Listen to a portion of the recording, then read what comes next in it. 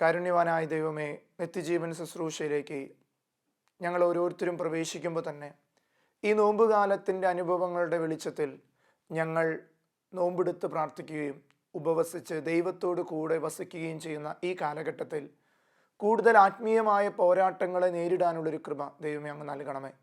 40 ദിവസം മരുഭൂമിയിലെ പരീക്ഷയിലൂടെ കടന്നു വന്ന് ഒരു രക്ഷയുടെ ദിനത്തിനായി അങ്ങ് ഒരുങ്ങിയതുപോലെ ഞങ്ങളും ഞങ്ങളുടെ കുടുംബാംഗങ്ങളും ഞങ്ങളുടെ ആത്മീയ ജീവിതത്തിൻ്റെ കൃപയിലേക്കായി ഈ ഒരുക്കങ്ങളെല്ലാം പൂർത്തീകരിച്ച് ദൈവഹിതത്തിനായി കാൽവരിയുടെ നെറുകയിൽ ഉത്തിതനായ ക്രിസ്തുവിനെ കണ്ടുമുട്ടാനുള്ളൊരു കൃപ ഞങ്ങൾക്ക് ഓരോരുത്തർക്കും ലഭിക്കാൻ ദൈവമേ ഈ ശുശ്രൂഷ വഴി അങ്ങ് അനുഗ്രഹിക്കണമേ.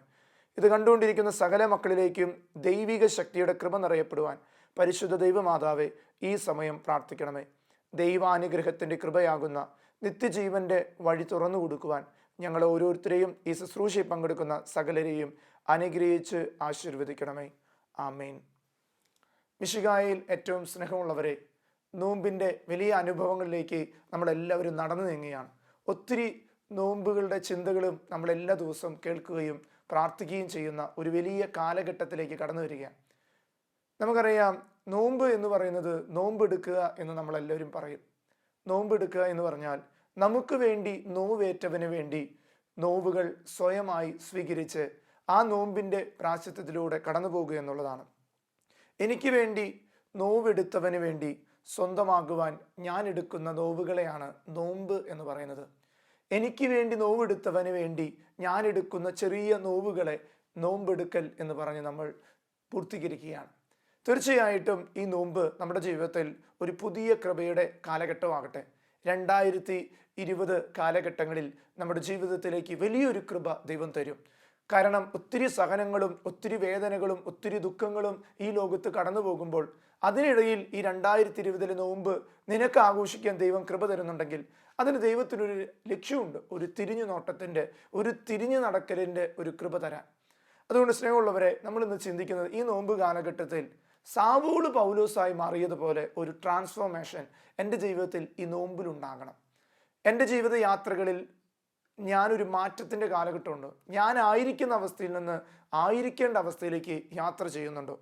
നമ്മളിന്ന് ചിന്തിക്കുന്ന അങ്ങനെ തന്നെയാണ്.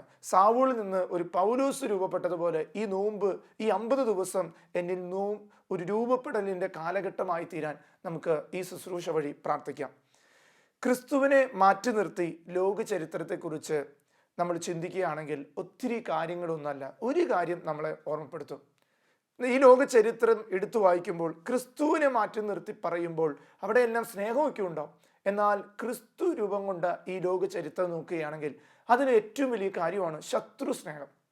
നമുക്കറിയാം, ചരിത്രത്തിൻ്റെ ഗതിയിൽ മനുഷ്യൻ രൂപം കൊടുത്തിട്ടുള്ള നീതിന്യായ വ്യവസ്ഥകൾ നമുക്കറിയാം. നീതിയുടെ, ന്യായത്തിൻ്റെ വ്യവസ്ഥകളുണ്ട്. ഓരോ രാജ്യത്തിനും അതിൻ്റെതായ നിയമങ്ങളുണ്ട്, നിയമസംഹിതകളുണ്ട്, നിയമ കാലഘട്ടങ്ങളുണ്ട്. അങ്ങനെ പ്രത്യേകമായിട്ട് ഈ ലോകത്തിലേക്ക് നോക്കിയാൽ നമുക്ക് മനസ്സിലാകും.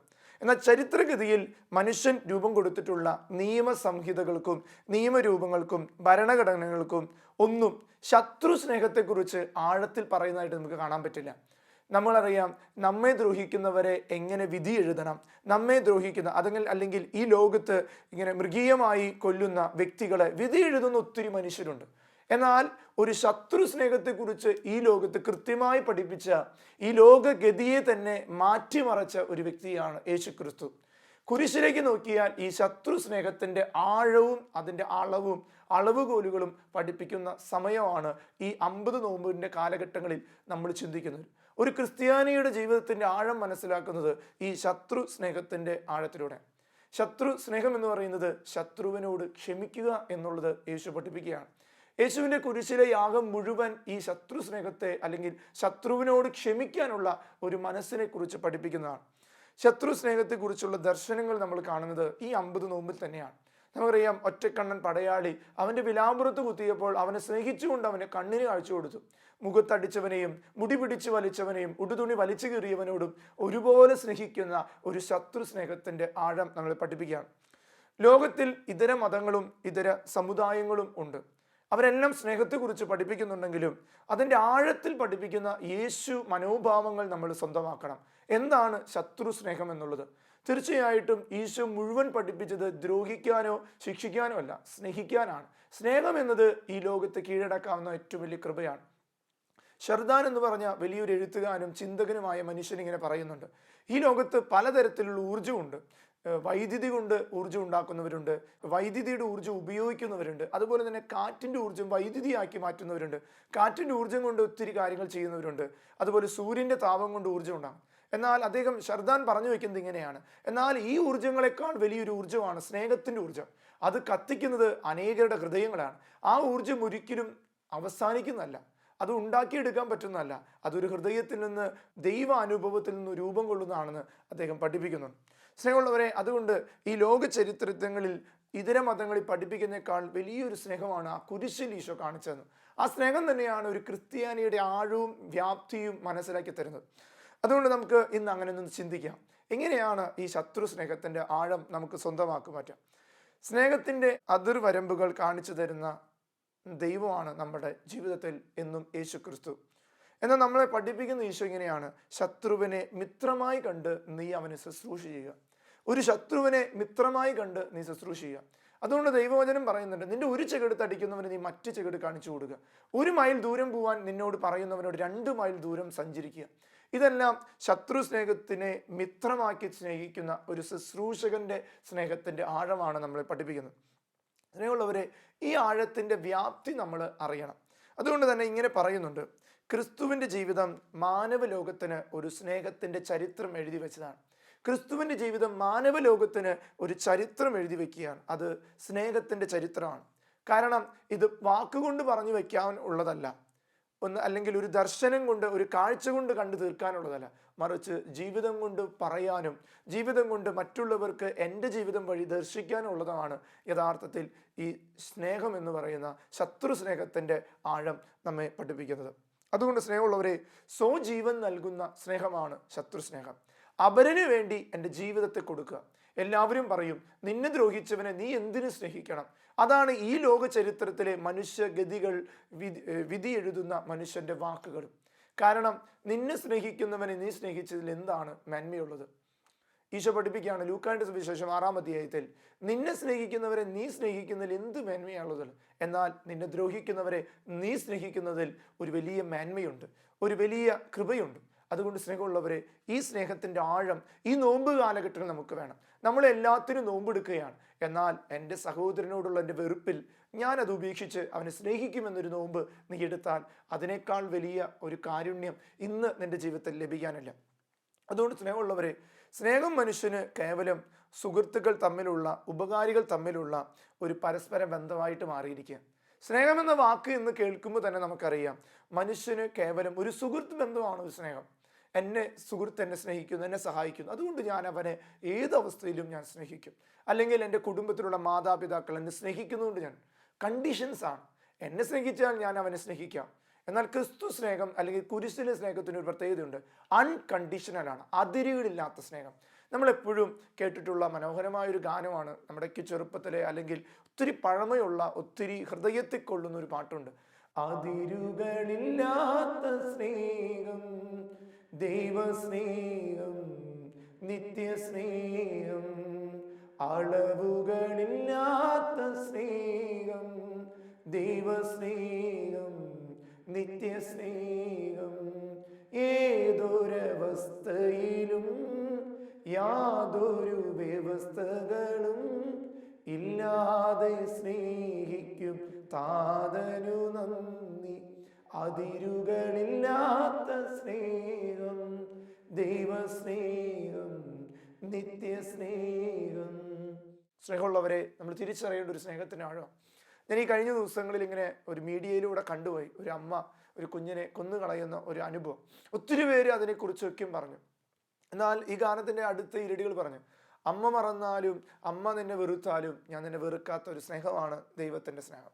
സ്നേഹമുള്ളവരെ, ശരിയാണ്, ഈ ഭൂമിയിലെ മനുഷ്യർക്കൊക്കെയും ഒരു പെർട്ടിക്കുലർ സ്നേഹമുണ്ട്, കണ്ടീഷൻസ്. ഞാൻ സ്നേഹിക്കുന്നത് എനിക്ക് തിരിച്ചു കിട്ടാനാണ്. അത് കിട്ടാതെയാകുമ്പോൾ അതിനു വേണ്ടി ചെയ്യുന്ന ക്രൂരകൃത്യങ്ങളുണ്ടാകും. അതെല്ലാവരുടെ മനസ്സിലുണ്ട്. അതൊരു വ്യക്തി ചെയ്തതിൻ്റെ പേരിൽ ഇന്ന് ലോകം മുഴുവനും അതിനെ ചെയ്യുമ്പോൾ നമ്മൾ തിരിച്ചറിയുക, ഞാനും ചെറിയ ചെറിയ കാര്യങ്ങളിൽ ഇതുപോലെ സ്നേഹത്തെ പിച്ച് ചെയ്യുന്നില്ലേ? ആ ഒരു കൃപ നമ്മുടെ ജീവിതത്തിൽ നമ്മൾ നഷ്ടപ്പെടുത്തുന്നില്ലേ? സ്നേഹമുള്ളവരെ, യേശു പഠിപ്പിക്കുകയാണ്, സ്നേഹം സ്വയം ദാനം ചെയ്യുകയാണ്. സ്നേഹം എന്ന് പറയുന്നത് ശത്രുക്കളെ ഉൾക്കൊള്ളാനുള്ള ഒരു ഹൃദയം സ്വീകരിക്കുന്നതാണ്. ഈശോയുടെ തിരുഹൃദയത്തിലേക്ക് നോക്കിയാൽ എല്ലാ ശത്രുക്കളെയും ഇതുപോലെ ക്രൂരമായി പീഡിപ്പിച്ചിട്ടും ആ ഹൃദയം കൊണ്ട് സ്വീകരിക്കാൻ, ആ ഹൃദയം തുറന്നു കൊടുക്കാൻ ഒരു മനസ്സ് കാണിച്ചു. സ്നേഹമുള്ളവരെ, എല്ലാവരും ഉൾക്കൊള്ളാൻ സാധിച്ചില്ലെങ്കിലും എൻ്റെ ശത്രുവിനെ ഉൾക്കൊള്ളാൻ എൻ്റെ ഹൃദയത്തിന് കഴിഞ്ഞാൽ അതാണ് ഈ ലോകത്തിലെ ഏറ്റവും വലിയ വിജയം. അതുകൊണ്ടാണ് അലക്സാണ്ടർ ചക്രവർത്തി, ഞാൻ ലോകം മുഴുവൻ കീഴടക്കി, എന്നാൽ ഒന്നും കൊണ്ടുപോകുന്നില്ല. എന്നാൽ ക്രിസ്തു കുരിശിന്റെ വിരിമാറി 2 കരങ്ങളും കുരിശിൽ കിടന്ന് പറഞ്ഞു, ഞാൻ ഒന്നും കൊണ്ടുവന്നിട്ടില്ല, എന്നാൽ ഞാൻ എൻ്റെ ഹൃദയത്തിലേക്ക് ഈ ലോകത്തുള്ള സകലരെയും കൊണ്ടുപോകും. എൻ്റെ മുറിവുകളിലേക്ക് ഞാൻ എല്ലാവരെയും കൂട്ടിക്കൊണ്ട് സ്വർഗത്തിൻ്റെ കവാടത്തിലേക്ക് ഞാൻ കൊണ്ടുപോകും. അതുകൊണ്ട് സ്നേഹമുള്ളവരെ, ഈ ഒരു കൃപ നമ്മുടെ ജീവിതത്തിൽ നമ്മൾ കൊണ്ടുവരണം. മനുഷ്യത്വത്തിൽ നിന്ന് ദൈവികതയിലേക്കുള്ളൊരു വളർച്ചയാണ് യഥാർത്ഥ സ്നേഹം. മാനുഷികതയിൽ നിന്ന് ദൈവികതയിലേക്കുള്ള ഒരു വളർച്ച. ക്രിസ്തു മനുഷ്യനായിരുന്നു, അതുപോലെ തന്നെ ദൈവവുമായിരുന്നു. എന്നാൽ ക്രിസ്തുവിൻ്റെ ജീവിതത്തിൽ ഈ മാനുഷിക ബലഹീനതകൾ പ്രത്യേകിച്ച് കാണുന്നത് ഈ കുരിശിൻ്റെ പീഡകളിൽ. ഒത്തിരി വേദനിക്കുന്ന സമയത്ത് ഈശോ മാനുഷികതയിൽ നിന്ന് ദൈവികതയിലേക്ക് കൊണ്ടുവരുന്ന ഒരു മനോഭാവം നമുക്കറിയാം. ദൈവമേ, എൻ്റെ ഹിതമല്ല, നിന്റെ ഹിതം നടക്കട്ടെ. ഇവർ ചെയ്യുന്നതെന്ന് ഇവർ അറിയുന്നില്ല, ഇവരോട് കരുണയായിരിക്കണം. ഇത് മാനുഷികതയിൽ നിന്ന് ദൈവികതയിലേക്കുള്ളൊരു പ്രാർത്ഥനയാണ്. സ്നേഹമുള്ളവരെ, ഒരു ശത്രു സ്നേഹം എന്ന് പറയുന്നത് എൻ്റെ മാനുഷികതയിൽ നിന്ന് ദൈവികതയിലേക്ക് നടന്നു നീങ്ങണം. ഈ 50 നോമ്പതിൽ നമുക്ക് ഈ മാനുഷികതയിൽ നിന്ന് ദൈവികതയിലേക്ക് വളരാം. ഒത്തിരി നോമ്പെടുക്കുന്നുണ്ട്, ഒത്തിരി പ്രാശ്ചിത്യം ചെയ്യുന്നുണ്ട്, എന്നാൽ മാനുഷികതയിൽ നിന്ന് ദൈവികതയിലേക്ക് വളർന്നാൽ ഈ നോമ്പിനൊരു അർത്ഥമുണ്ട്, ഒരാഴമുണ്ട്. നമുക്കറിയുന്ന ഏറ്റവും വലിയൊരു കാര്യമുണ്ട്, ഒരു കുരിശ്. ഈ കുരിശിലേക്ക് നോക്കിയാൽ ഏതൊരു മനുഷ്യനും മാനസാന്തരമുണ്ട്. കാരണം നമുക്കിവനെ വിധിക്കാൻ പറ്റുന്നില്ല. കാരണം ഒത്തിരി വിധിവാചകങ്ങൾ അവൻ കൊണ്ടിട്ടുണ്ട്. കാരണം ഈശോ വിധി കൊണ്ടത് ഈ ഒരു കൃപയ്ക്ക് വേണ്ടിയിട്ടാണ്. നമ്മൾ ഈ കുരിശിലേക്ക് നോക്കുകയാണെങ്കിൽ, ഈ കുരിശെടുത്ത് കുരിശിൻ്റെ വഴിക്ക് നടക്കുകയാണെങ്കിൽ, കുരിശെടുത്ത് കുരിശിൻ്റെ വഴി ചെല്ലുകയാണെങ്കിൽ തിരിച്ചറിയണം, എന്തിനാണ് ക്രിസ്തു കുരിശിലേക്ക് കിടന്നത്? ആരും കുറ്റം ചെയ്യപ്പെട്ടവൻ കുറ്റക്കാരനായി വിധിക്കപ്പെടാതിരിക്കാൻ കുറ്റമില്ലാത്തവൻ കുരിശിലേക്ക് കടന്നു. നിന്റെ കുറ്റങ്ങൾക്ക് വേണ്ടി ഈ കുരിശിൽ കിടന്ന ക്രിസ്തുവിനെ നമുക്ക് കാണാൻ പറ്റണം. ഇതാണ് 50 നോമ്പ്. ഈ ആത്മീയ അനുഭവത്തിലേക്ക് വളരുമ്പോഴാണ് കൃപ നമ്മിൽ സ്വന്തമാക്കുക. അതുകൊണ്ട് സ്നേഹമുള്ളവരെ, ഈ ഒരു കൃപ നമുക്ക് വേണം. ഞാൻ ഇപ്പോഴടുത്ത് ഒരു മനോഹരമായ പുസ്തകം വായിക്കാൻ ഇടവന്നു. ആ പുസ്തകത്തിൻ്റെ എല്ലാ തലക്കെട്ടുകളും നമ്മളെ ഹൃദയത്തെ ഒത്തിരി ചിന്തിപ്പിക്കുന്നതാണ്. അതിലൊരു വാചകം ഇങ്ങനെയാണ് എഴുതിയിരിക്കുന്നത്: എന്നിലാണ് മാറ്റം വരുത്തേണ്ടത് എന്ന് തിരിച്ചറിയാനുള്ള മറ്റുള്ളവരെ മനസ്സിലാക്കാൻ ശ്രദ്ധിക്കുന്നതാണ് ഏറ്റവും വലിയ. ഇങ്ങനെയാണ് അതിൻ്റെ തലക്കെട്ട് തന്നെ. ഞാനാകാണ് ശരിയാകേണ്ടത്. അതിൻ്റെ ആ പുസ്തകത്തിൻ്റെ തലക്കെട്ട് ഇങ്ങനെയാണ്: ഞാനാണ് ശരിയാകേണ്ടത്, മറ്റുള്ളവരല്ല. തീർച്ചയായിട്ടും നമ്മൾ ചിന്തിക്കുന്ന നല്ലതാണ്. മറ്റുള്ളവരെ ശരിയാക്കാൻ നോക്കുമ്പോഴും ഞാനെന്ന വ്യക്തി ശരിയാകുന്നില്ല എന്നുള്ളതാണ്.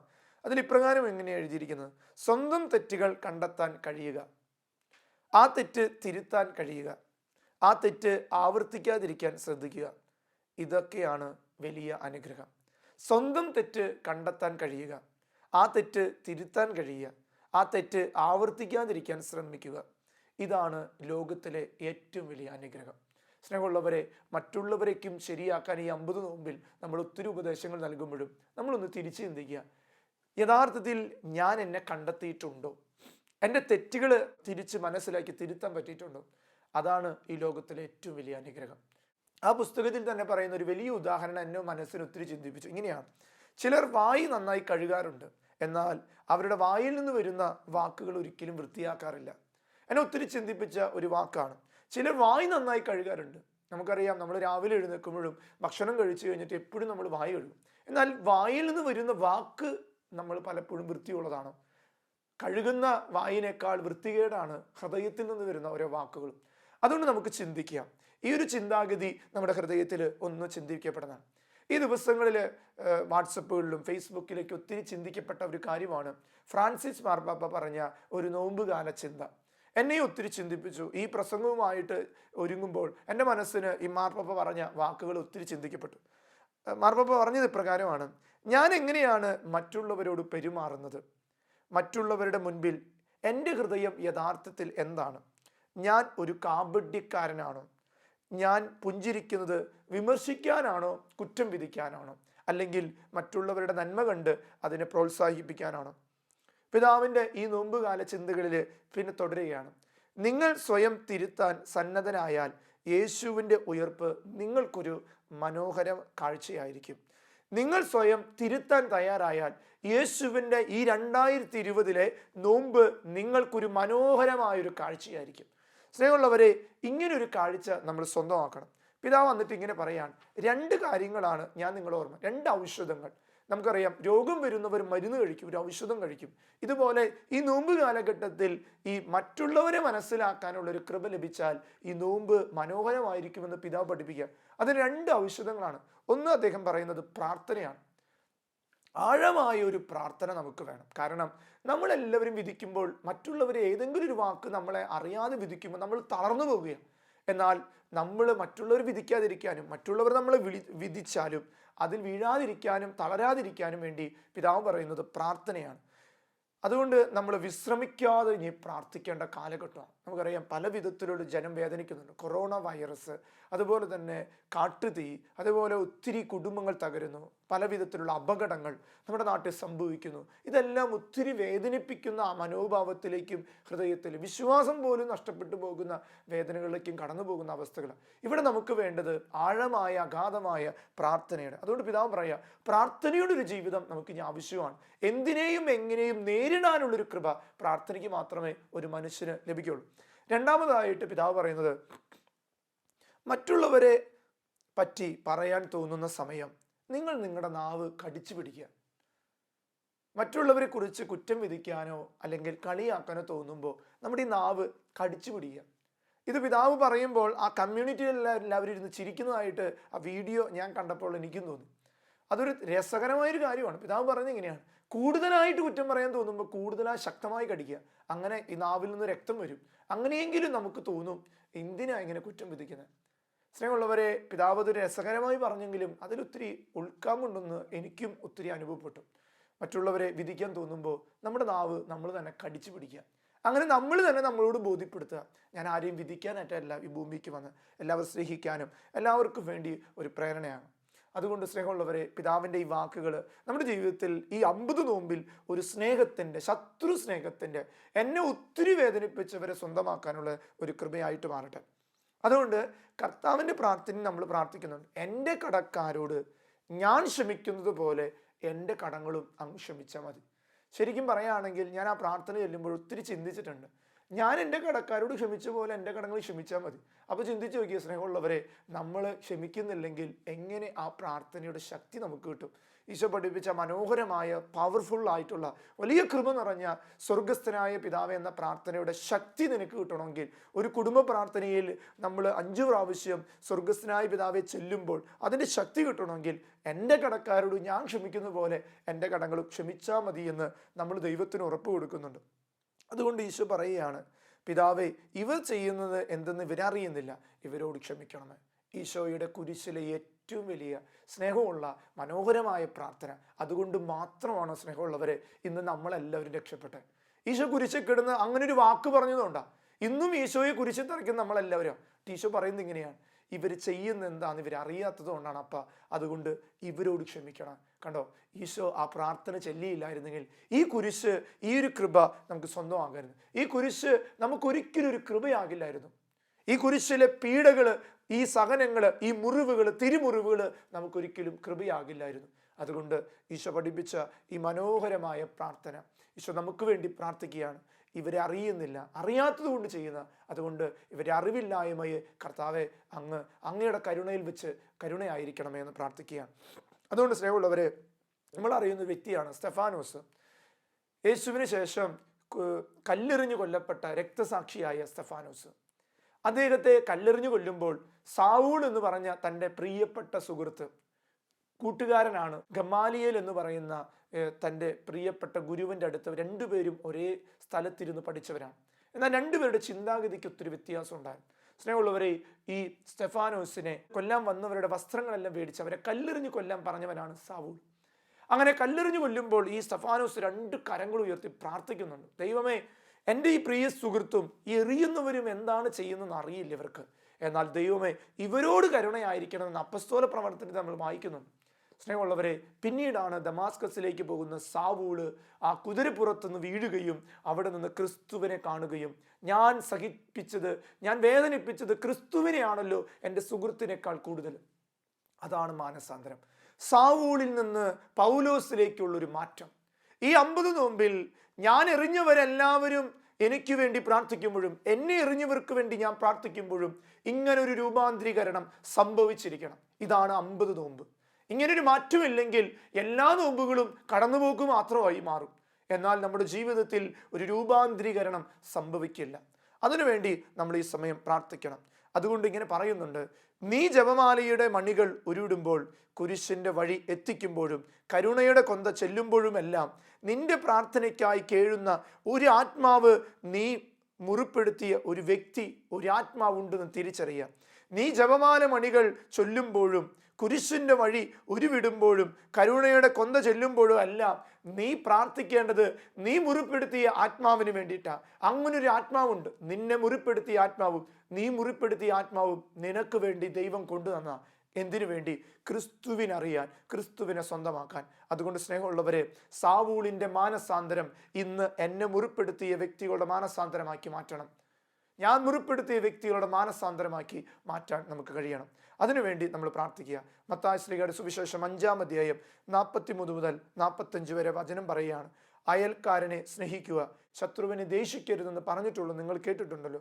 എന്നാൽ ഞാൻ നിങ്ങളോട് പറയുന്നു, ശത്രുക്കളെ സ്നേഹിക്കുവൻ, നിങ്ങളെ പീഡിപ്പിക്കുന്നവർക്ക് വേണ്ടി നിങ്ങൾ പ്രാർത്ഥിക്കുവൻ. അങ്ങനെ നിങ്ങൾ നിങ്ങളുടെ സ്വർഗസ്ഥനായ പിതാവിൻ്റെ മക്കളായി തീരും. ഈ 50 നോമ്പിൽ തീരുമാനിക്കുക, ഞാൻ സ്വർഗസ്ഥനായ പിതാവിൻ്റെ ഒരു മകനും മകളും, ഒരു വൈദികൻ, ഒരു സന്യാസിയായി മാറും, ഒരു വിദ്യാർത്ഥി, യുവജനമായി മാറും. നമുക്ക് ദൈവാനുഗ്രഹത്തിൻ്റെ 50 നോമ്പായി ഇത് മാറ്റപ്പെടാനുള്ള കൃപയായിട്ട് മാറ്റേ. കർത്താവ് ഈശോയെ, ഈ ശുശ്രൂഷയിൽ പങ്കെടുക്കുന്ന എല്ലാ മക്കളിലേക്കും ഈ ദൈവിക ചൈതന്യം, ശത്രു സ്നേഹത്തിൻ്റെ കൃപയുടെ ആഴമുണ്ടാകട്ടെ. യേശു നിങ്ങളെല്ലാവരെയും അനുഗ്രഹിക്കട്ടെ, ഇപ്പോഴും എപ്പോഴും എന്നേക്കും. ആമേൻ.